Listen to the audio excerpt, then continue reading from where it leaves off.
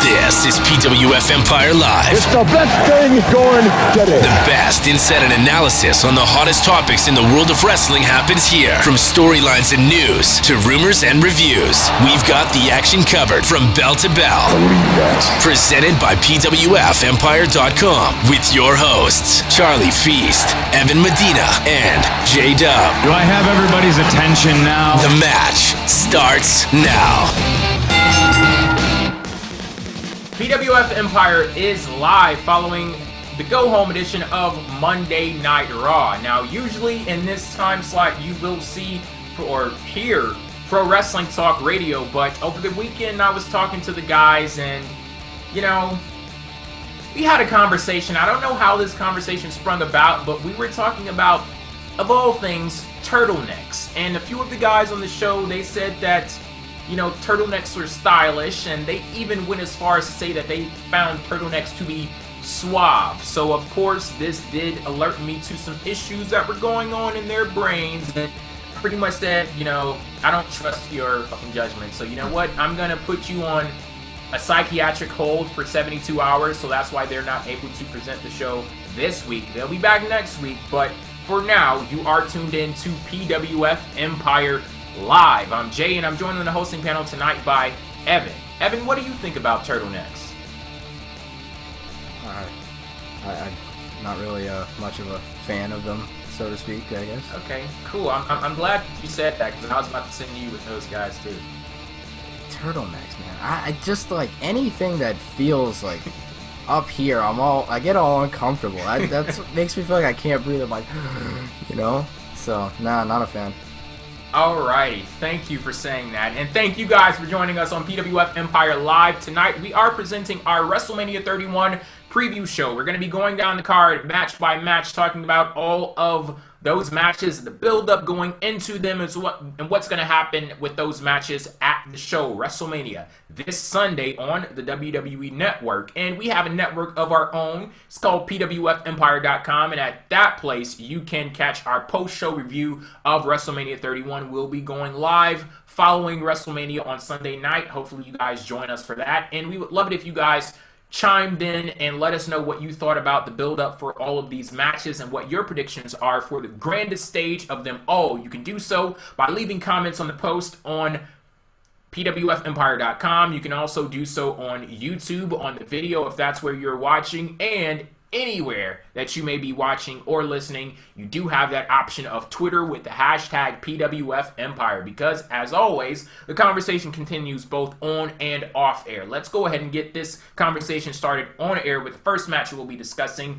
tonight. This is described as the King versus the Vigilante, Triple H versus Sting. We finally heard Sting speak on Monday Night Raw tonight, and what he had to say, I think it was a very necessary step to take in the build for this match. This was Sting declaring that he isn't fighting for WCW, because that would be ridiculous. In 2015, 14 years after WCW closed down, it would be ridiculous to fight over WCW. What he's doing is basically fighting to take Triple H down. The Vigilante, he's waged a war against the King, and he's trying to, I guess, usurp that king, you could say. But, yeah, like I said, this was a very necessary step to take, and I'm so glad that they actually did, and it added Sting's much-needed perspective to this feud. And I think that that was the last step that we needed to take for me to be like, okay, you know what, I'm ready for Sting versus Triple H at WrestleMania. Definitely. I mean, I think what makes this match really exciting too is obviously the fact that we're finally seeing Sting in a ring in a WWE ring for the first time, and that's just something that for anybody who's been a long-time fan is a really exciting thing, because we've never had that luxury before. Yeah, I definitely thought it was great to have Sting talk. That's something that we've talked about on the show over these last few weeks. It'd be really good to hear Sting talk at least one time before WrestleMania, and I'm glad that, you know, he said, it's not all about WCW, that it's about me taking out a guy who has power and who has manipulated people in order to get that power. I thought that was really good on Sting's part too. And this was a nice segment, nice way to start off the show, and I really liked the way that they had implemented the sledgehammer and bat again. they didn't even have to touch. I didn't think that was like necessary. They didn't have to actually do anything for me to still be like, damn, like I can't wait for this. Like it just hyped it up in a good enough way, and I thought it was nice that it was actually the opening segment too. I think that was good. It didn't just get kind of lost in the shuffle of the middle of the show or anything like that. It started things off, and that to me was also a really good thing. Well, you said that they didn't touch Stephanie. She almost got a touch in the form of a slap across Sting's face, and incorporating her in there. You know, Shawn Michaels, he wasn't there, and if you guys know, like, Shawn Michaels is the chief Triple H feud enhancer. Like, that's his official position in WWE. It's actually a corporate executive title. He gets pension, healthcare off of that. So, yeah, he wasn't there. So Stephanie stepping in, that she was a nice replacement. I thought that she was particularly devilish, just in her movements, and just I don't know if you know this or not, but I'm like such a huge fan of Stephanie. It's kind of interesting. I'm wearing this Sasha Banks t-shirt tonight. I only own 2 Divas t-shirts. One of them is Sasha, and the other one is Stephanie McMahon. So yeah, that's great company right there. But yeah, I really need a gif of Stephanie like rising over the horizon of the ring with the sledgehammer. Like, I need that immediately. So that was actually that was pretty damn cool. I actually was like, wow, that was kind of awesome in a way. But I like that she was kind of playing that, like, digging under Sting's skin, you know, kind of just trying to get at him in that way by taking, taking those kind of jabs at him. I mean, obviously, like, kind of going a little bit backwards with the promo by saying, you know, that it's not about WCW, and then her saying, you know, all these things about WCW. They don't really have a whole lot to talk about with Sting, though. Yeah, like, it was necessary for them to establish that initially, because there's no connection between Triple H and Sting other than the relationship between WWE and WCW. So it's kind of like they built the platform of WCW and they let Sting, you know, build the structure. Like, let me tell you what this is really about. But you know, I think that like how this all ties together, like Vince McMahon will never get over taking shots at WCW. Yeah. So I mean, this is just Daddy's little girl going out there and doing her, you know, doing pops. Yeah. So I mean, there's some legitimacy to the heat there. So it kind of even adds that extra layer, which is actually a good thing in terms of her playing the heel. It just makes you get that much more annoyed, because like you can feel yourself almost getting annoyed at some of the stuff she was saying. It's like, damn it, like that's not even accurate. Like, fuck you, you know. But that's good. That's exactly what you want to get out of it. She's playing the heel role really, really well and effectively at that. So that's a really good thing. You know, I honestly could sit here and talk about Stephanie all night long, but you know, we do have a match. It's going to be between Triple H and Sting at WrestleMania. What are you expecting from this match? This is Sting's first time competing in a WWE ring, and there is a lot of fanfare surrounding this one, and I think that WWE has constructed a nice story to move forward with, about as logical as you could possibly get with two guys who've never been seen on screen before with each other before, you know, a few weeks ago. So, well, not a few months ago, but you know, yeah, I'll give them that. Yeah. Honestly, I really think this could be a pretty damn good match. I mean, not in terms of like quick quality, quick pacing. I mean, you're not going to see this ridiculous spring chicken type of match. I mean, these guys are both older, and Sting obviously is in his later 50s. So, you know, his match qualities, you know, over even the last couple of years that he spent in TNA, weren't exactly amazing anymore as they were even in like 2008, for example. But despite that, I still think him and Triple H will put on an enjoyable match. I want to see the sledgehammer and bat dynamic get involved at some point, whether the referee gets taken out or whatever. I don't even, like, it doesn't even matter. I just want to see that get employed at some point in time. And I think they'll put on an enjoyable match. I think what will help to fuel that will be the fact that it's Sting's first match, because there's more excitement going into it in the first place, because you're saying to yourself, well, Sting's finally wrestling. But I definitely think this can be a good match. It's not going to be, you know, amazing, but I think it can still be solid. I can see why it may drag. It'll go slow, but you know, slow isn't always the worst thing ever. You know, it isn't. Yeah, there are multiple ways to tell a story in a match, and I think that they have the potential to do something special at WrestleMania. Now, of course, you're not going to get any 450 splashes. You're not going to get any moonsaults or suicide dives in this one, but Triple H has put himself in a very, very useful position in WWE in the way in which he works his matches these days. I looked at the match that he had with Daniel Bryan last year and the way that he worked flawlessly as a heel, just completely beating down Daniel Bryan, and just like Triple H is in the position of a utility guy in WWE. He does what he needs to do in the ring to tell a story, and I think that is a very valuable position to be in, and I think he's going to do the exact same thing at WrestleMania. Now, are you on the side that's like, oh yeah, of course, Sting, he's got this? Because that's where I am. Yeah, I think Sting's going over here. I don't really see why Triple H would win this match. I don't think they really need to go with that. I mean, I'm not gonna sit there like, oh my god, worst decision ever. It's not that kind of match, you know, for me. But despite that, I really think Sting will go over. I'll be kind of scratching my head if Triple H wins, because it's like, unless they're really going to have another match between these two guys, I don't think there's a reason to have Triple H win. I think Sting goes over here, and plus it's his first match too, and yeah, I just think that makes a lot more sense overall. Anyway, I'm looking forward to it. Maybe it's Sting's first appearance, and that's making me more excited. But it's also a match we've never seen before. Like, I know it's not everyone's first choice of Sting versus Triple H. I understand that.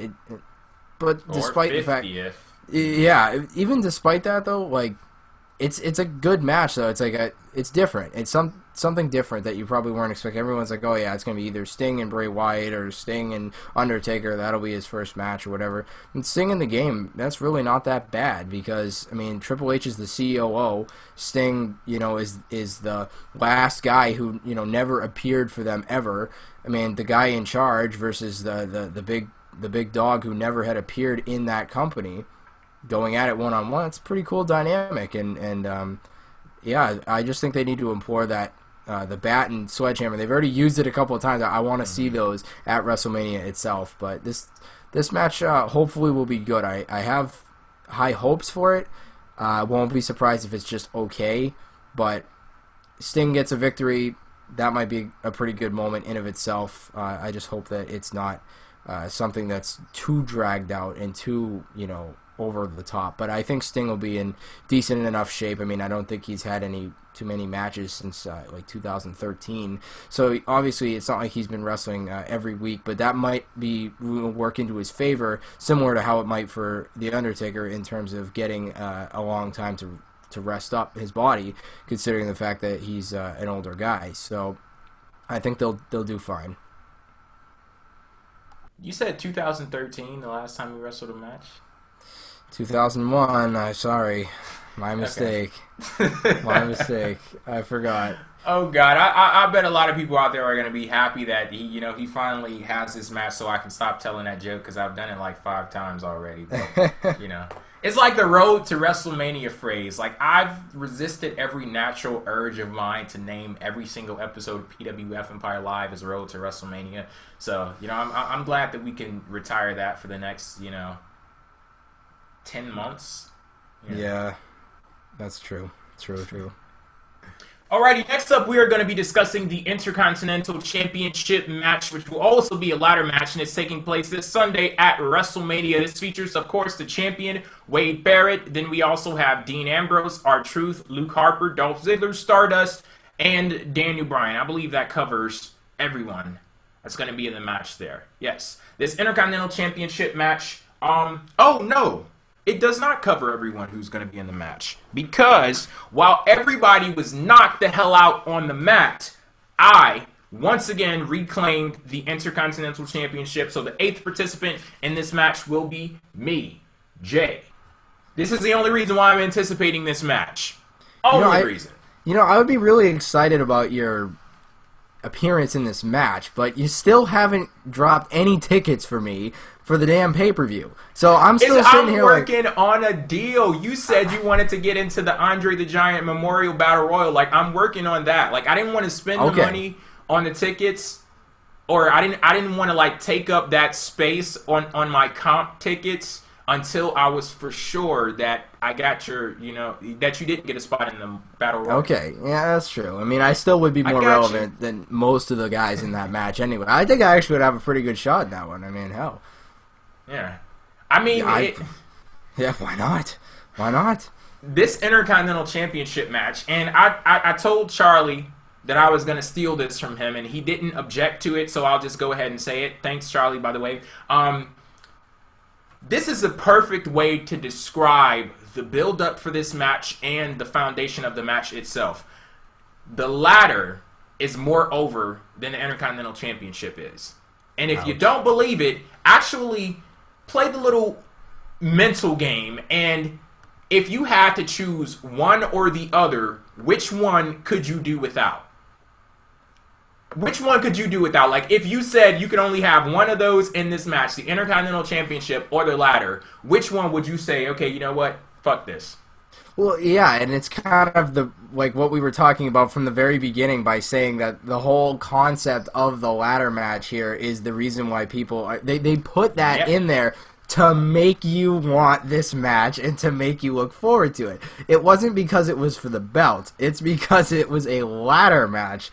That is why you are excited for that match on Sunday, if you are. And I don't blame you for being excited. I think there will be some enjoyable spots from it, and it will probably be an overall entertaining match. I don't necessarily think it will be a terrible matchup, but I just think in terms of the Intercontinental Championship itself, you're not elevating people. You're not making people more relevant because of this match. I really don't think so. If someone is going to become more relevant, whomever wins, then I would have to say that it would be because of the way that they are booked as champion after WrestleMania. Yep. That's why I've even said that if they do the Daniel Bryan winning the Intercontinental Championship, it isn't him winning the belt that will necessarily bring the prestige as much as it would be if he is booked to feel like an important piece of the show with the championship. That is where the importance can lie. It takes time to build the belt back up, to make a belt feel important. When a belt is featured in a really cool way for 3, 4, or 5 months in a row, you start to care more about it, aka the end of 2014. The IC title is starting to feel kind of important again with the way that it had been featured in those few months. But then it kind of just went right back down in the other direction. And then, this whole feud has been kind of feeling somewhat jokey. And that sucks because it started out with Dean Ambrose. If you look at him, and he was talking about wanting to be up on the Wall of Champions in WWE headquarters. That whole plot point in this entire thing has been forgotten. And there's nothing personal about this feud. Like, this is kind of like the joke of the show. But one thing that I can say for everyone involved, it at least gives them some kind of purpose to go out there and compete in matches and things like that. Because one thing that I hate that WWE does, they'll throw on a lot of matches in the mid-card and they don't mean anything at all. They just have the guys going out there, you get a win, and nothing happens. At the very least, they are jockeying for positioning for something, even if it is the Intercontinental Championship. But I just don't like... I don't like the setup of this match at all because, like I said, there's nothing personal about this, and I don't even feel like anybody actually wants the Intercontinental Championship. What I see is a vulnerable champion, and everybody is like, "Oh shit! Well, I mean, he's losing matches. Let me get in a match with him. Maybe I can beat him, and maybe I can win the Intercontinental Championship too. I don't know." I think it lacks a WrestleMania-esque feel. Like, if this match was just happening at a pay-per-view, or even one of the other big fours even, I still don't think it would be as bad. It's like I think it has more of a negative connotation to it because of the fact that it's at WrestleMania. It just doesn't have that feeling of a big-time Mania match. It just feels like it's there to get some guys that everyone likes on the show and put them in a spot. But hey, like you said, it does give them an actual purpose. It's not like they're not fighting for anything and it's just some, well, let's throw a bunch of ladders around just to get the fans going. At least it is for the belt. And if they can capitalize on whoever does walk out with the title and do start to make that guy feel more relevant, I will not hold my breath on that. But, you know, if they actually were to do that, then you would say, okay, this was the spark of something good for somebody. Like I said, I'm not waiting for that to happen or anything. But, hey, I mean, I'm not going to say that there's a 0% chance because we don't know. It could actually work out well. I'm seeing a comment here in the PWF Empire chat on YouTube. Thank you to you guys for watching and also chatting. From Orbits, he says, this is going to be match of the night. Stop hating. And then a response to that comment from MMP. Nobody ever said that the match would suck, but the build is completely awful. And that's pretty much my position on the thing. Like, of course, they're going to go and tear the damn house down. But guess what? That isn't connected to the build-up. We can separate the two because they literally could have absolutely zero build-up, and WWE could have announced this match the day of WrestleMania 31, and nothing would have changed. Like, of course, the match quality itself, people falling off ladders, like, of course that's going to be awesome. But exactly, we can separate the build-up from the match itself. And if one of your objectives through the build-up was building up the prestige of the Intercontinental Championship, you didn't achieve that. No, they had a story on WWE.com where a bunch of former Intercontinental Champions, I think like 10, I saw Shawn Michaels up there, Edge, Razor Ramon, and they were talking about the importance of the championship. And this is something that WWE frequently does with the mid-card titles. They love to talk about how this person held the title and that person, this many Hall of Famers held that title. Let's look at the situation we're in right now. You have all of these people on Twitter getting their Legends paychecks every month, like, oh, you got to tweet this out, then the checks will keep coming and shit like that. You have these former champions raving about how important the championship is.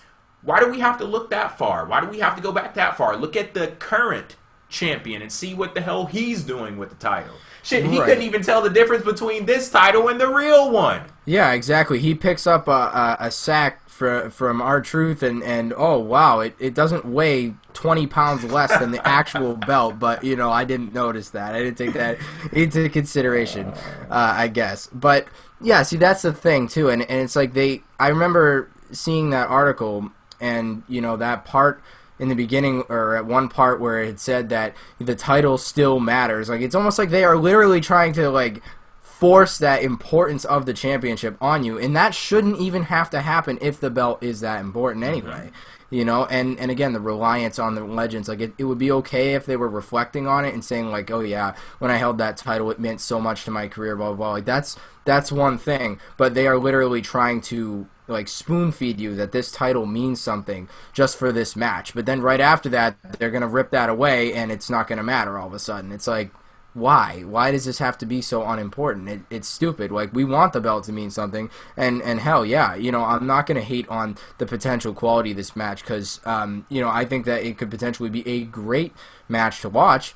However, the build-up has been, you know, filled with more humor and jokes and things along those lines than anything else, and that's not exactly good build-up for the Intercontinental Championship, which is supposed to be probably the second most important belt in the company other than the world title. Okay, really quickly, because we already know the match is going to be awesome. Who do you think is winning this one? I'm going to say they're going to go with Daniel Bryan. However, I do want Dean Ambrose to win. That would be the guy I want to win, but I think Daniel Bryan will win, so that is my pick. Yeah, I'm going to go ahead and go with Daniel Bryan. I don't see why you don't put him in this. I don't see why you put him in this match if he wasn't going to win. Very true. It just may be Daniel Bryan on this one. But we're going to move from one mid-card championship in WWE to another. This is the United States Championship. The champion Rusev is going to be defending versus John Cena. Now, all of the cons that I had for the Intercontinental Championship build, I don't have any of them with the United States Championship build. I think that this is the way that you build up prestige for the championship. I feel a personal element in this feud. It's real, it's raw, it's serious, it's presented with a, you know, a legitimate tone to it. Well, sans that damn lawyer from last week. But yeah, the Canadian, Russian, Southern American lawyer. Yeah. Yeah, that guy. If you subtract him from everything that's been going on with Rusev and John Cena, I think that they've hit that mark. I believe that John Cena, honestly, I believe him when he says he wants that United States Championship. And they kind of did it in a little roundabout way. It's not John Cena just going in there saying, you know, hey, I want the United States Championship. It's John Cena saying, this is a symbol of our country, and you constantly come out here disrespecting our country every single week, so I need to take that from you, and I need to have it in my possession because it needs to be out of yours. And like I said, that's a roundabout way, but hell, it was effective. And you want to talk about effective, that beatdown that Rusev put on John Cena, like I posted on Twitter, that was a Lesnar level ass kicking. And if you guys don't know, a Lesnar level ass kicking is the height on the ass kicking scale. So yeah, Rusev, good job on you. No question, that was a really cool thing about tonight's Raw. The only thing that has ever kept me down, and I've mentioned this in the past couple episodes of PWF here, and it's been the fact that there's this overwhelming predictability that John Cena is going to win the championship at WrestleMania. You really think so? I think I asked you this before, and you were surprised that I thought that I'm on the other side of it. I was surprised. I'm pleasantly surprised that you don't think so, because I almost thought, then afterwards, when we first had that, because we only went over it for a couple seconds, I'm like, well, maybe he was just being sarcastic, and I went over my head. But no, I'm so serious, and I don't want to go as far as to say what I want to say, but I don't think that this is an open shut case that John Cena is going to win. I don't. Okay, I don't necessarily only think that it's that. I just feel like because we have been spoon-fed this so many times, and it has happened so many times, that it's like, man, I can see the writing on the wall that this is going to be. And then of course, Rusev beats the crap out of Cena on Raw, and then 6 nights later, couple AAs later, we got a new U.S. champ, man. I don't know. It's been that way of the go with the flow type of thing that they've done with this character, and it's so overdone. Like, if Rusev wins, I will legitimately stand up and like go crazy because I'll be so damn happy. Because hell, he should win. This is the time to put Rusev over John Cena. I'm a big patriot though, so I don't know. But I'll say this much: it's like, this is the guy to. If you weren't gonna do it with Wyatt last year, like they should have, that's why it almost seems like, man, maybe there is a chance that Rusev goes over, because they've done it so many times. Maybe they finally will surprise us and throw one out there and have Rusev go over. But I don't think so. My pick 100% is John Cena to win the United States title, and I will be disappointed if my prediction's true. I want to be dead fucking wrong here, and I want Rusev to go over and retain and look strong against John Cena. It's about time someone doesn't lose to Cena at the biggest show. Big 4 pay-per-view wins are the most important of them all, what happened man. Last year? How many do you want? Damn. He lost. Brock Lesnar whooped his ass. That was enough. Oh, yeah, well, no, there's never enough, man. He's won 15 world titles. He's come back from everything possible. I mean, we even thought he was going to win the belt at Royal Rumble, because it was like, oh, he's got to get his revenge on Lesnar after that ass beating at SummerSlam. So I would be surprised if Rusev went over at Mania, especially because of the fact that they did this beatdown on Raw, and I'm like, I love the brawl because it was a good segment, but I'm like, oh man, that just like tells me that much more that Cena's going to make that amazing comeback and still find a way to win. And I mean, as far as like the star-spangled, awesome of John Cena, it's cool. It adds to the story because, like you said, it is believable that John Cena really does, want this. And I do think they've made this feud feel somewhat personal in some ways. But what has really hurt the entire thing for me is that overwhelming predictability. And again, it's me. It's not necessarily the actual build. It's me being that long-term fan. But I'm pretty sure most long-term fans could agree that it's kind of overwhelmingly consistent that John Cena ends up going over. And the reason why Evan is laughing, because I'm making faces, like, off camera, but, yeah, I don't know. I'm going for Rusev. I'm going to step out on a limb. I'm not even stepping out on a limb. I'm, like, off the side of a damn cliff, where I'm over a gorge on a rickety bridge. That's where I am. Rusev, I think he could possibly win this, and I will say that he could possibly win in grand fashion. I think WWE has done an amazing job of building up Rusev. They've built him up to a point where he doesn't even seem like the new guy. It seems as if John Cena is on an equal playing field with Rusev, and that's something that WWE has struggled to do for years, and sometimes they've epically failed to try to do it. But in the case of Rusev, he wasn't a guy that was just built up to face John Cena in a one-off match. This was a guy who was built up over the course of, a year in WWE. So this guy has some great backing behind him, and I don't know, I'm a story guy. I've never been one of those guys where it's like, damn it, Cena, you gotta lose. But, on occasion. There's sometimes, like, when it fits the story, Cena lose. But in this case, I'm willing to see how things play out. Because I do think that they have an opportunity to kind of, like, capture something with a John Cena win here. Because he does have a lot of people who are backing him just for the America trope. The God Bless America and, Mr. Patriot trope in this feud. So they do have something to possibly gain from a win from John Cena here. Yeah, and Cena definitely makes sense in terms of that exact trope that you're talking about. He does. He fits that mold very well. But I second you in terms of how I feel about the way that they've built Rusev. I think I said all in 2014, best built heel in wrestling right now is Rusev. He is being built, or in WWE, at least. But yeah, he was being built very well over the course of 2014, which made me feel really good about the future for him. I think that this is a guy who they can put the world title on. No question about it. I think Rusev has that quality. He's a really, really good heel. In an era where being a good heel to get good heat is hard to do, Rusev finds a way to do it, and they're going back to the well. It's the simplistic story of anti-America, but yet Rusev is just good enough. And I always thought Lana was such a good piece, for him.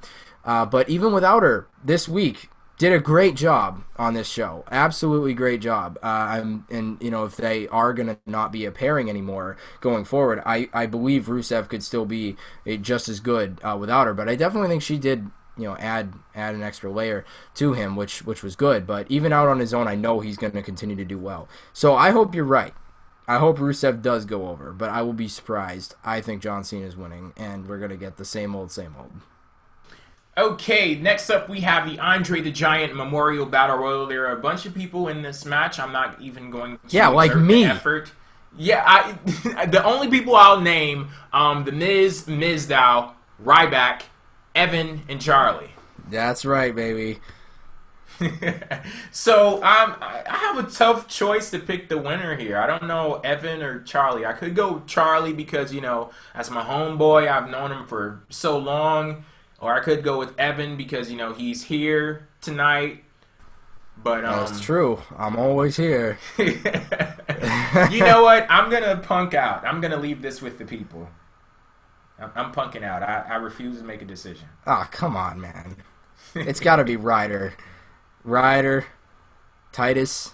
Come on. Those are very good names, man. You do have the Big Show and Kane. They're 7 feet tall. Both of these guys have won every single battle royal that they've ever been in. That's why they're so dominant. Yeah. So I'm wondering, are both of these guys gonna win this match, or is one of them gonna step out of the ring because neither one can throw the other over the rope because they're impenetrable. I don't think that's even possible. Yeah, you're right. But then again, Ryback is another fan favorite, so. I don't know, man. Even though, in all complete seriousness, I actually want Ryback to win, the way that they're building him up as like a fan favorite kind of makes me like, uh-oh. Because every time they use that buzzword, fan favorite, uh-oh, that means they're not winning. But down in an earlier round. Yes, it's very true, and they don't usually make it to the final, like, even the final 6, you know? Like, with the Royal Rumble, every year they're like, oh, yeah, Big Show's got to be a favorite. He comes out at number 13. He's gone before the number 18 entrance even out. But this year, you know, was a little different. They just unceremoniously dumped people outside of the ring, and we all love that one so much. But, yeah, honestly, my guy to win this would be Ryback, and the only other possibility I see is the return of a certain Irishman. Yeah, those are the only two options there. I would say Ryback, he's going to be involved in the final 2, I say. I really hope so, because honestly, if Sheamus returns and it's him and Ryback in the final 2, that's whoever wins. Like that could spark a good feud. I mean, that's a good feud to me, and that because Ryback is very over, and I believe I saw Justin saying something about Ryback, how over he is. I agree very much. He is extremely over. Gets a really good reaction from the crowd, so he could be a really good babyface. And if Sheamus does come back as a heel, as we've heard, it would be a really nice feud. I really think so. I mean, hell, that'd be cool. And the crowd also loves Damien Mizdow. He's going to be in this match, but. There are some people predicting him to win, but I think that his moment comes when he eliminates Miz. Like, he doesn't even need to win because that would be a win in and of itself for him. Yeah, now see, I would love to see him win. I really would. That would be like my number one what I want, but I just don't think it's going to happen. Yeah. I mean, it's a shame, but you know, people were saying a while ago, oh, they're going to be the final 2. I'm like, I don't know about that. I mean, hey, if they are, that's nice. I would not complain about that.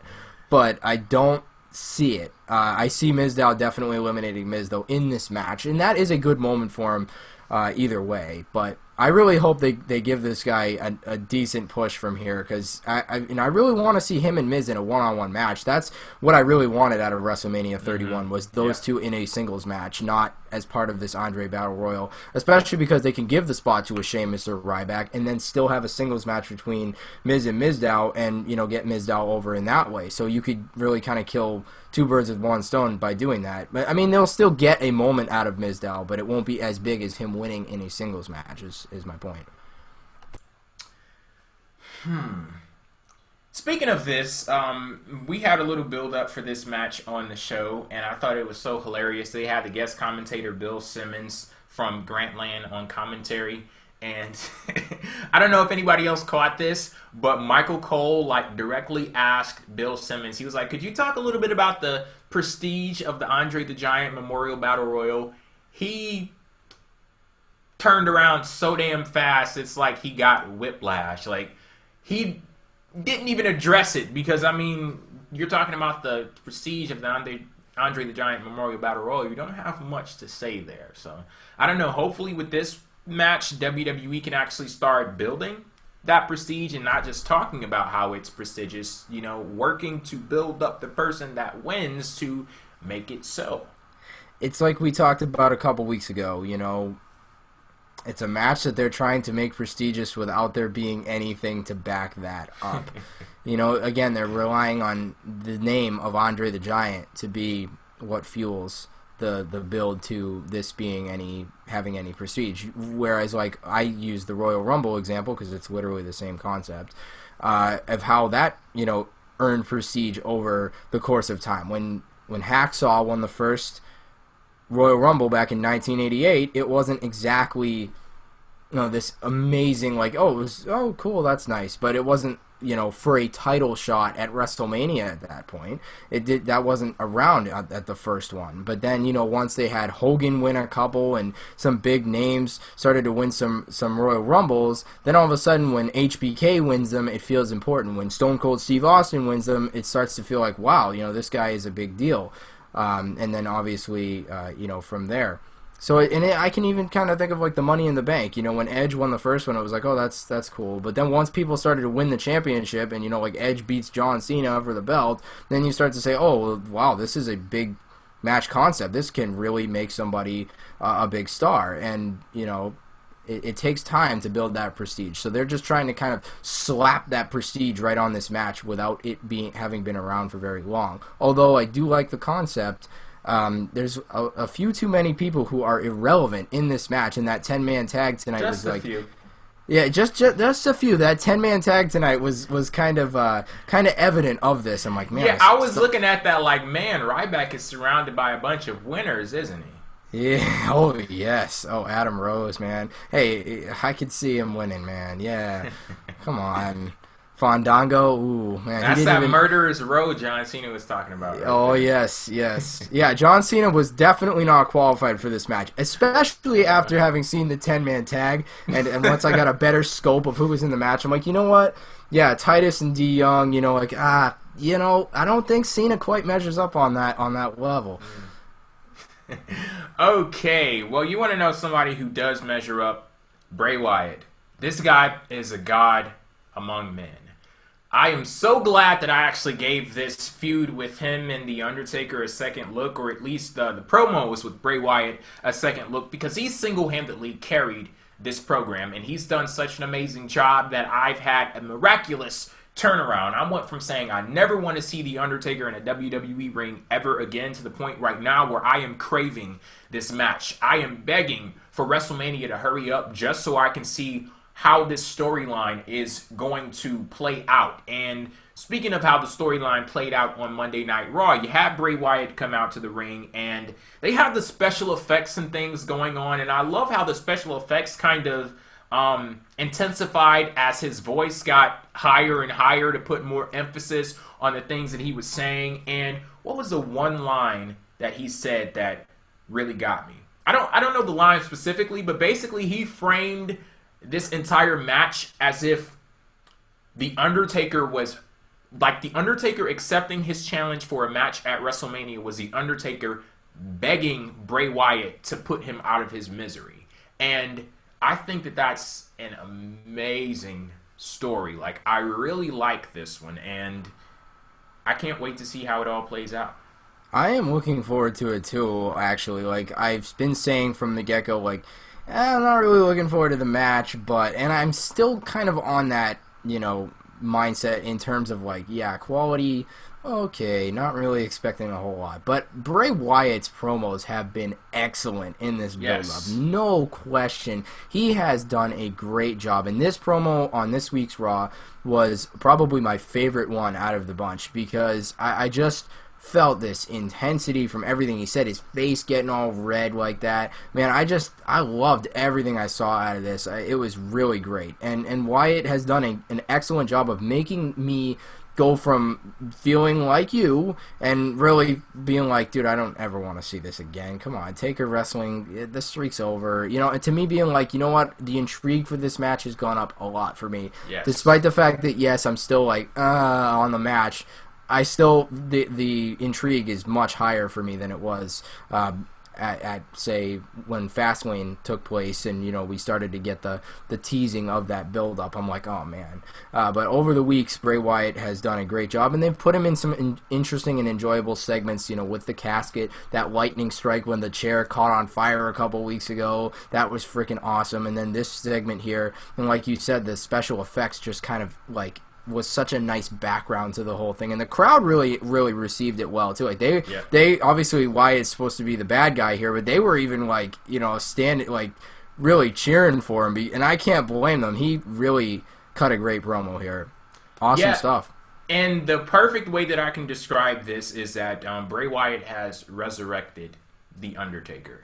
He's brought him back from the dead, and they're going to have this match at WrestleMania. And, I've been thinking a lot about this match because I'm in a situation where I'm so excited based off the storyline, but I honestly have no idea what to expect from the match itself. And I'm okay with that because I look at what happened with Brock Lesnar and The Undertaker at WrestleMania last year and how many people hated that match because they didn't like the quality of it.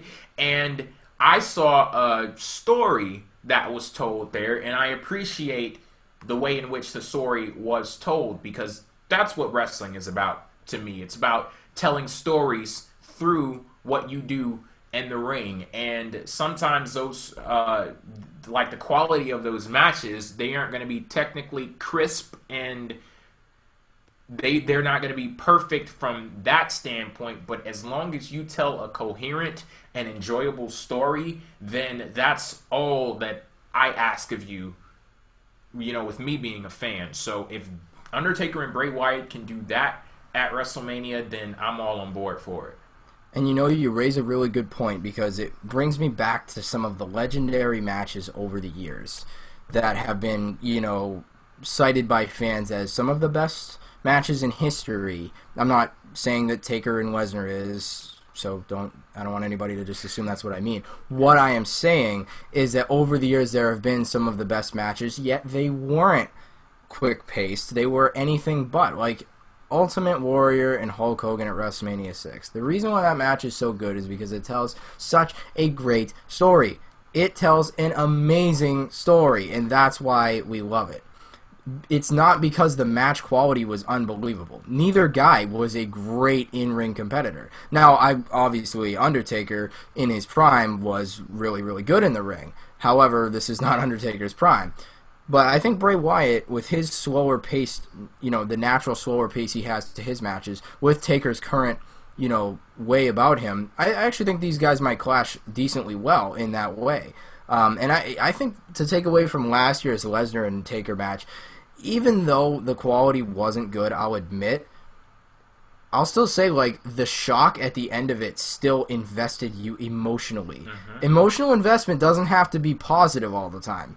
Even if you... Yes, I've been saying this for a year. Yeah, it's like, it doesn't have to always be like, yo, I loved it. Like, again, it can't be like, oh, I hate it, I'm never watching wrestling again. But it can make you sad, because I legitimately felt sad about Undertaker's streak being over, because to me, I felt like, oh, Taker's never going to wrestle again. Man, I can't believe this, you know? But it was more just sadness out of, like, the kid in me being like, I can't believe Taker's streak is gone, because I was, like, the religious Taker streak follower every year. You know, basically when HBK and Triple H, like, you know, killed Taker at WrestleMania 28, I was, like, you know, ripping every hair out of me when he was going for that cover. I'm like, tell me it's not over. Like, no way. One of the greatest moments in history. No question about it. That is one of the most shocking near falls I've ever seen in my entire life. Maybe the most. But honestly, like that's the thing about wrestling, is like not all the best matches in history had to be quick-paced and technically sound in order to be amazing. And I think that's something that a lot of people who have only been watching for a shorter period of time feel. Now, not everyone who's been watching for 20 years feels this way. But again, it's like, if you've gone back and watched old matches, you know, and you've only been watching for a couple years, you might go back on those matches and be like, it wasn't as good as people say it was. And the reason why you think that way is because you're used to high flying, you're used to the more, you know, flip-de-skip type of wrestling that you see a lot more today than you did back then. But back then it was more about being powerful, being strong. This is why some of the older fans don't like smaller competitors, because they tend to be the flip-de-skip. Now, see, I like everything because I'm just a huge wrestling fan, and I think any type of match can work if you give it the right story behind it. But, you know, it's like I think of some of those Savage matches with Savage and Warriors match. It was not the most crisp match of all time, but the story was unbelievable. Savage's career on the line. I mean, you can't ask for a bigger, you know, like, story with that. And that wasn't even the main event. You know, it just goes to show you that matches can be awesome if they give you a good story. And, like, obviously when Savage loses that match, anybody who's a big Savage fan is like, oh my god, you know, at that point in time. Just like with Taker's streak ending, I mean, obviously Taker's streak ending is a much bigger scale, but despite that, you're still saying to yourself, man, like, I can't believe it's over. And that's what made that match work so well. Who's winning here? I think Undertaker's rebounding and winning. Yes, Bray Wyatt, we said this on last week's show. Bray Wyatt is out there talking about how he's not going to be the Undertaker's redemption. Yes, you will be. That's exactly why this match was made. You will be the Undertaker's redemption. You did half the work in resurrecting him. Now go ahead and give him that win back. Yeah, it's not going to erase what happened last year, but, you know. Yeah, it's Go ahead, too bad in a way because it's like I have been saying that from the beginning. It's like, man, Wyatt really needs to go over in this match, but he's not going to. He's not going to. If Taker loses 2 straight matches, then okay, now there is no reason for him to wrestle again. Like, I really cannot see, like, in any way why like, I know Taker I said would it wrestle. last year, but this year I mean it, damn it. Yeah, this year I really mean it because 2 in a row is too much. Like, come on, this guy wrestles once a year and he loses 2 straight matches at Mania, and the whole point of Wyatt was to resurrect him, which does make sense since he finally lost. So why wouldn't he come back and actually win then? Because if they're leading to Sting versus him next year, then I would assume that he's going to win. Now, if this really is going to be his last ever match, which I don't think it will be, because I think him and Sting will be his last match, I don't see him losing. I really don't. I think he's going to go over. I don't know about the quality, but if they can at least give me a story, I want to enjoy it. I do. I want to enjoy it, but it's obviously always going to be a little harder once the streak ended. It's like, man, I can't imagine him wrestling again, but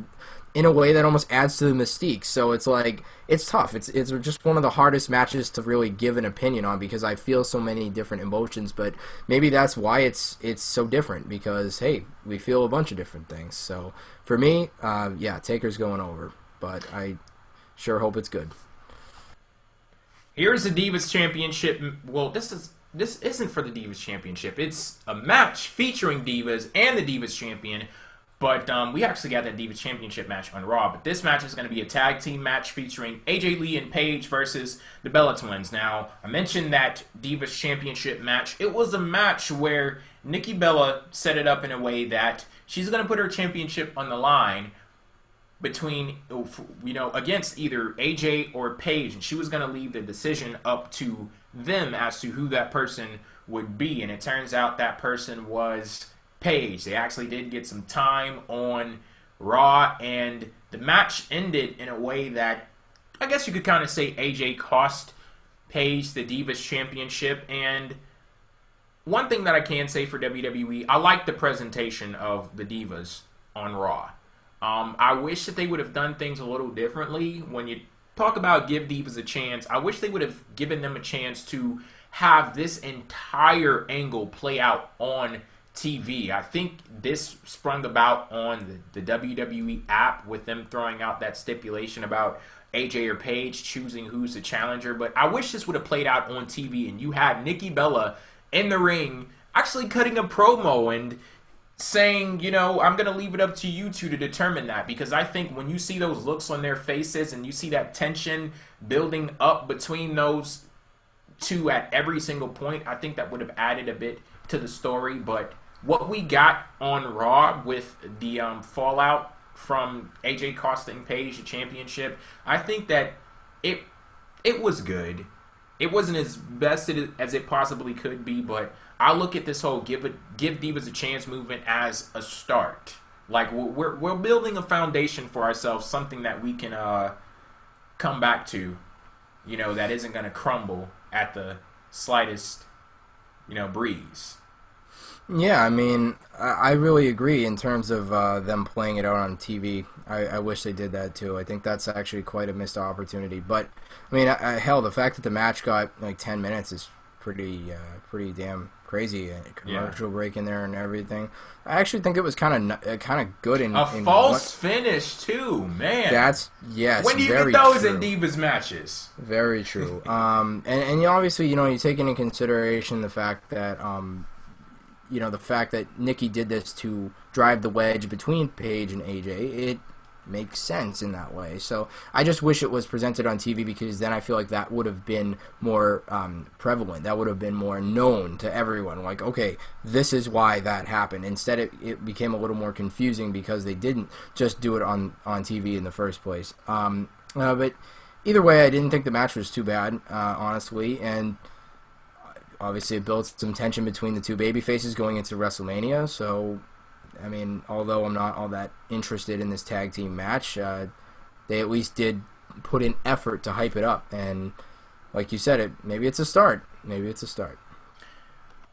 This feud between these four ladies isn't anything earth-shattering, but I do appreciate WWE at least putting in a bit of effort.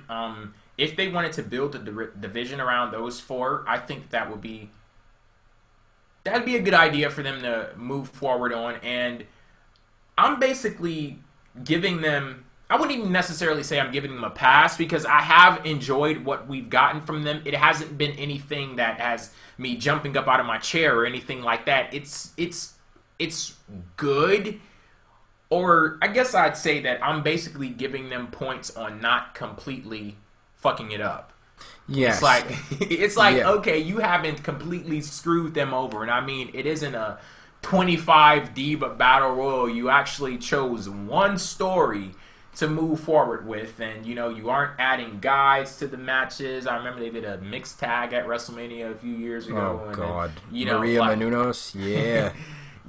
Like, they actually have chosen a story, and they're moving forward with that story. So I say good on you, and nice presentation with the Divas on Raw. I think that stuff like that is very important, because I heard someone say this before. You have to condition people to care about the Divas. So you have to condition them in a way that they expect to get something good out of the Divas, because we're in an era where anytime you see a Divas match, you're like, oh, this is going to be just 2 minutes. It's going to be nothing. You have to get people out of that mold, and you do things like you did on Monday Night Raw to get them out of that mold. So at WrestleMania, I'm like, okay, whatever. We have this match, but I'm very interested to see what happens from that point on. I think it's funny because this match on Raw here was probably longer than what you're going to see at WrestleMania. I mean, that's an occupational hazard, I guess. Like, it is WrestleMania. And like I said, I'm not going to expect too much from them at WrestleMania. It's kind of like with whatever happens with the Intercontinental Championship. That's not the story. What happens afterwards is. That's true, and it's the consistency of giving these Divas a chance, and the consistency of continuing to make them feel like they are a part of the show and not just another bathroom break.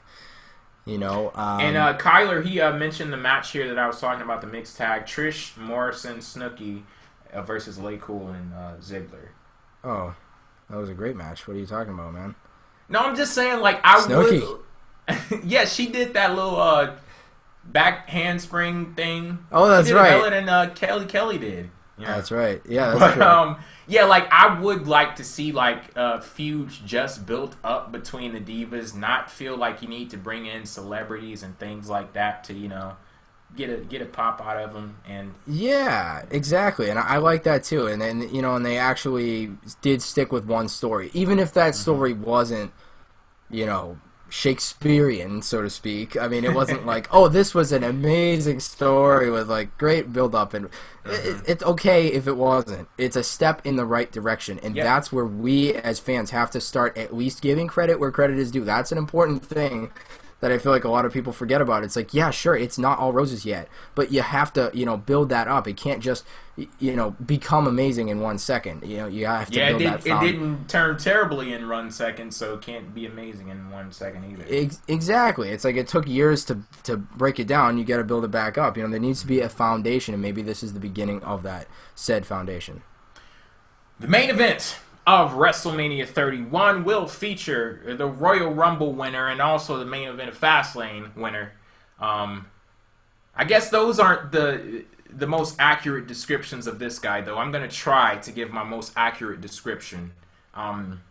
The savagely badass Samoan underdog inspirational storyteller Roman Reigns.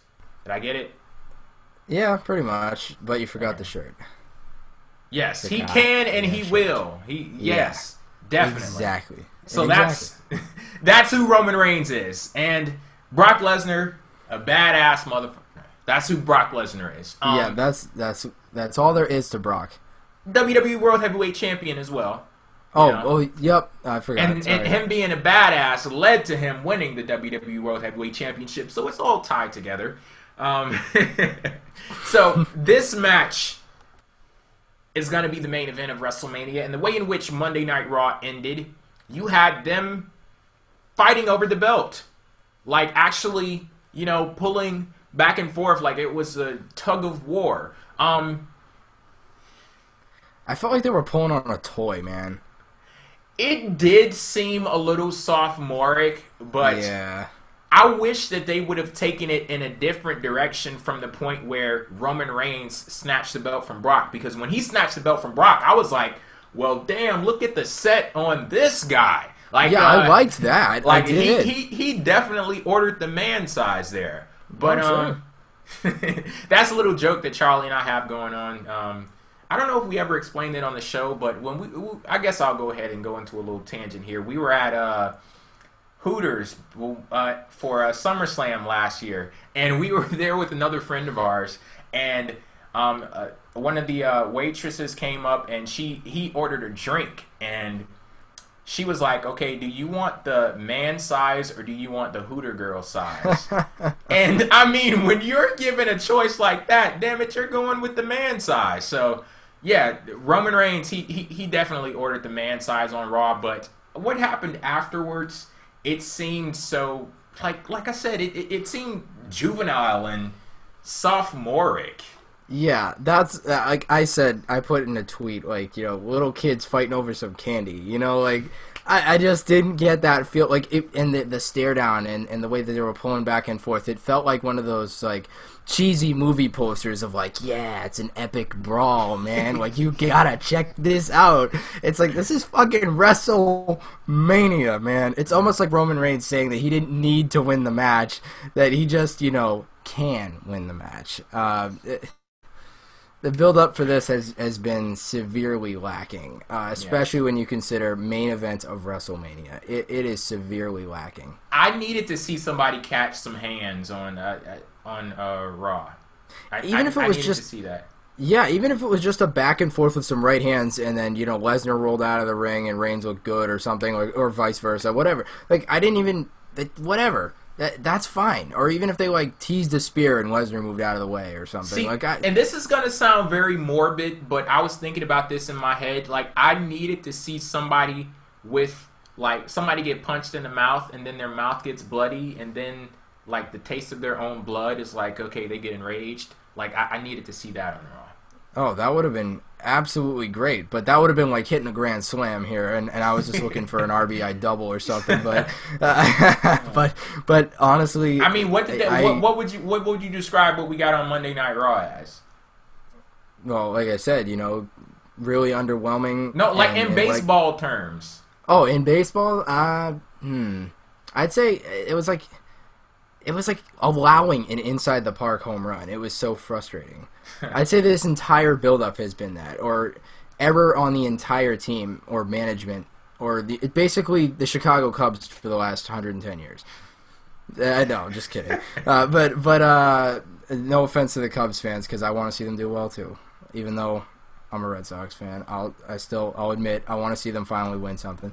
Beside the point, overall, yeah, this was disappointing, and no question about it. Or, I guess I'm still thinking of some baseball references. It's like you have the best offense in the entire league, and a pitcher just comes in, a rookie pitcher, who you've never seen before, and he just strikes out everyone. And you're just like, how in the fuck did that happen? Oh, God.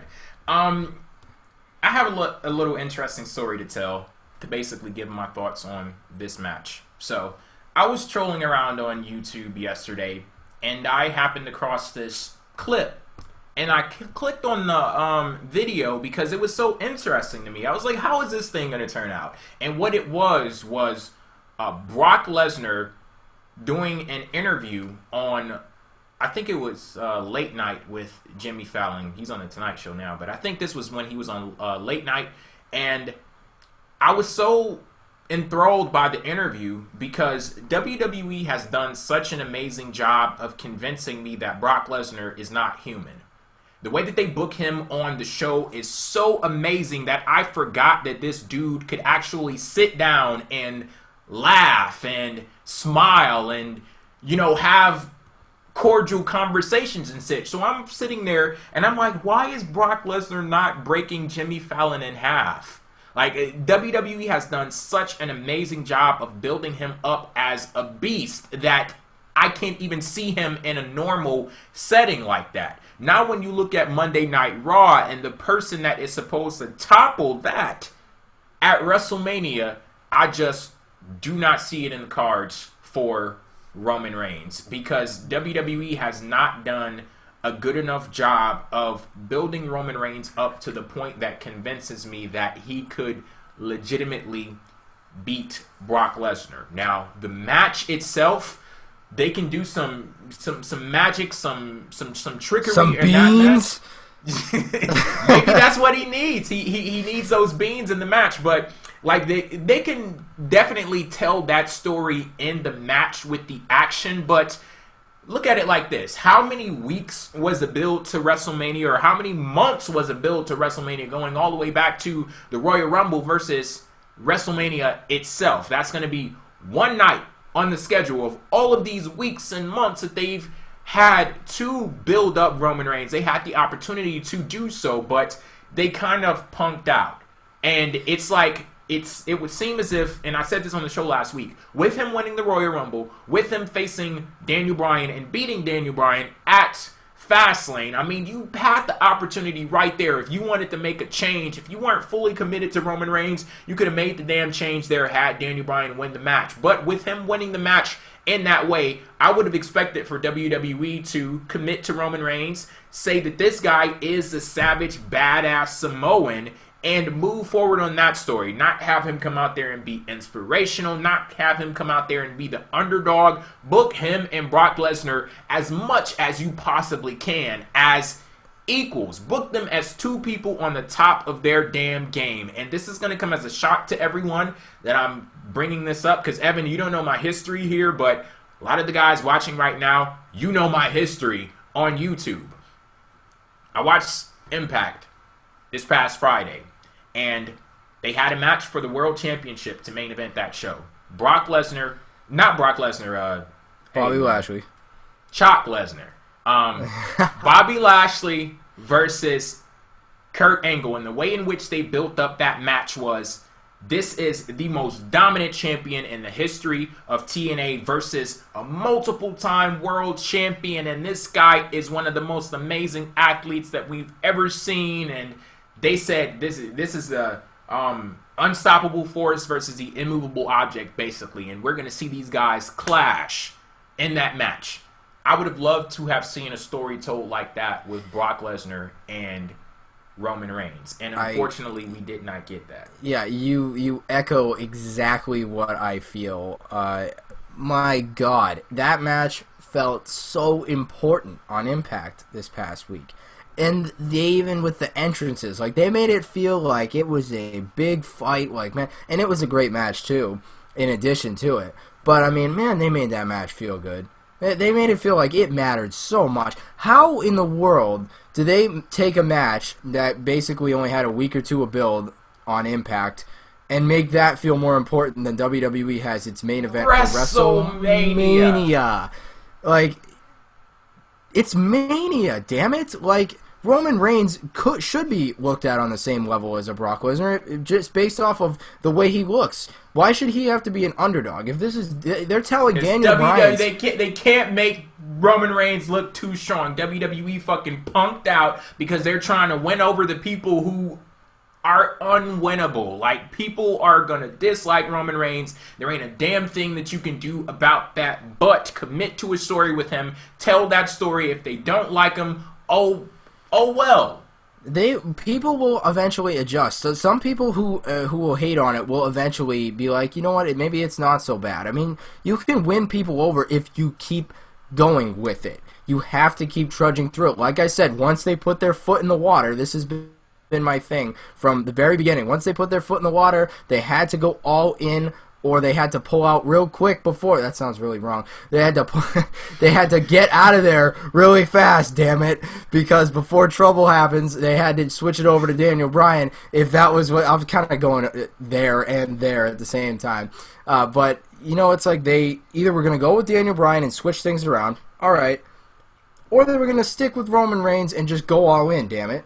And they decided to do that at Fastlane. And that's not a problem. The only problem we were going to have is if they decided to tell 7 different stories in 5 weeks with Roman Reigns, and they've done that. And it's like, man, I really wanted to see a good, compelling, Beast versus, powerhouse Superman, whatever. Yeah, like, I mean, you got 2 really strong guys, and they've built up Roman Reigns all the way to that point, even if it wasn't the best build ever. They had still always continued to be like, yep, this guy is more powerful than almost anybody else, blah, blah, blah. And now all of a sudden he's, I can. Why does he have to prove a damn thing? Like, why are they it's like they're just taking a step completely backwards in terms of the development of this guy. And that's like, that's just dumb to me. It's like, if you want to make him feel like he's on the same plateau as a Brock Lesnar, we need a very, legitimate feeling guy, and the legitimacy is absolutely not there. Absolutely not. And a lot of people are like going off on Roman Reigns in the chat right now. I'm gonna say it. I'm still a fan of Roman Reigns. This is not about Roman Reigns. This is about the WWE creative team and their handling of Roman Reigns. They had a platform. They had a blueprint to build the perfect feud for this match, and this, for whatever reason, they chose not to do it. And for all of the people talking about how Roman Reigns is going to get booed, he's going to get this, and he's going to get that, look, I don't care. I really don't care, because as far as I'm concerned, the most important opinion is my own. When it comes to me and me being a fan, like, I'm not going to let somebody else ruin it for me. Like, I always say that I'm willing to give it a chance. I'll let them tell their story. And I'm going to let WWE tell their story in this match, and we'll see what happens. And if it gets to a point where I'm like, you know what, the crowd, this is just too fucking ridiculous, guess what? I'll push the mute button, and I'll watch the match that way. Like, so, I'm tired of, like, the crowd thinking, and like, other folks thinking, too, like, the crowd is the story. They're not the story. What happens in the ring is, of course, they have the potential to influence the story, but yeah, clearly, that's complete evidence of how this story has played out. This is exactly what we're talking about right now. But yep, who do you got winning here? Let's say who's walking out with the WWE World Heavyweight Championship. Okay, because there are actually 3 names that could potentially walk out, but it's been tough. Honestly, I had my mind set on Reigns winning for the majority of this entire thing. But I would not be as surprised anymore if Brock were to actually hold on to the title. But I'm still going to stick with it, and I'm going to say that Reigns wins the belt. You know what? A person that's walking out with the WWE World Heavyweight Championship is Brock Lesnar. And okay. I don't know if this is wishful thinking on my part. Maybe I just can't see past my own opinion, but here's how it's going to go. And Charlie and I have discussed this, and we said that this is like the best case scenario. Brock Lesnar versus Roman Reigns. Brock Lesnar wins. Seth Rollins comes out, cashes in the Money in the Bank briefcase. Brock Lesnar whoops his ass, wins, stumps a mud hole in his ass, walks it dry, and, bam, Brock Lesnar is the eternal WWE World Heavyweight Champion. Yeah, and who the hell is he dropping that belt to then? He can drop it to his, to the person that's going to be giving the eulogy at his funeral in, 95 years. Or maybe he'll be buried with the championship. I don't know. He's breaking Bruno's record. I know that. Yep. But seriously, though, of course I'm joking. But I know. I wasn't joking about the whole Money in the Bank part like that. Yeah. Oh, that could definitely happen. Mm-hmm. I'll be disappointed if that happens and he loses. I'll be like, man, all that build for Rollins just to lose, like. Fuck that, man. Fuck that. No, I wouldn't be disappointed at all. Because people, they love to call me a Roman Reigns mark. Realize that, person I've marked out more for than Roman Reigns is just so happens to be the person that he's facing this Sunday at WrestleMania. So I agree, and like I was saying, as the builds continued, I've been less and less surprised. Like I have felt less and less, like I would be less shocked if Lesnar does actually retain. But I think they're gonna go with Reigns. It might be in a weird fashion, but I think Reigns is gonna still win. I don't really know what I want though. I can't, because a lot of these matches I've been kind of saying like, okay, this is what I think will happen. This is what I'd like to see happen. But I don't really know in this case. I really don't know. But you want to know what I want? I want WWE to book Roman Reigns correctly. That's what I want. I do too, and I don't want him to win the belt in that way, because with the way he's been booked, I don't want him winning the championship. That's not exactly my idea of a good world champion, is somebody who I don't really know how to relate to. How do you relate to somebody who has played 3 different personas in the last few weeks? And it's not on Roman Reigns, it's on the direction of the writing. See, I liked it better when he was like, I'm going to kick Daniel Bryan's ass no matter what, when it was Fastlane. I liked that. I thought that was cool from Reigns. Even if it was a little more heelish, it was still nice to see Roman just be like, you know what, I don't care. I won the Royal Rumble. I'm going to main event. Like, I like that. Like, I don't give a shit what people are saying type of attitude. Why? How did he go from I don't give a shit what people are saying to it has to be branded on my shirt to prove that I can do things? Like, how did we go from that in just a course of like 6-7 weeks? If somebody posted in the chat, Tay Money 13, Daniel Bryan, Marks, and Creative ruined this build. There's no other way that I can put it but that. You got it. But yeah, one match that we completely skipped over: Randy Orton and Seth Rollins. This is going to be a singles match. I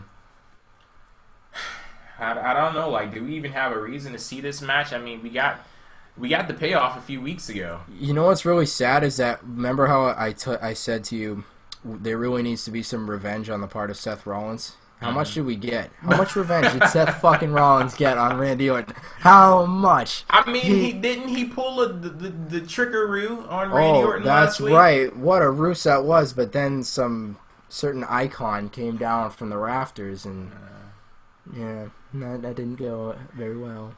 Yeah, this the build for I'll say I've loved Randy Orton in this build. That's about all I can say. He's been amazing. He has been good, and that's really refreshing because honestly, he was getting quite stale to me before. Obviously, once he turned face, and I was like, oh yeah, here we go with Orton. Like, this is good stuff. We finally need to see this from Randy. And this whole build, I've enjoyed him too. Honestly, who's going over? I think Orton's fucking going over too. Like, I want Rollins to go over, but they have not given me one reason on planet Earth to think that Seth Rollins is going over. Maybe that's exactly why he will go over. Yeah, WWE likes to pull that, so maybe that's switch like that. It's kind of like what they did with Brock and Taker last year. The build-up had Brock looking like he had no shot at ending that streak. So, I mean, this is obviously a very different match. But maybe that's why Rollins will go over. I think Rollins needs the win. Desperately needs the win.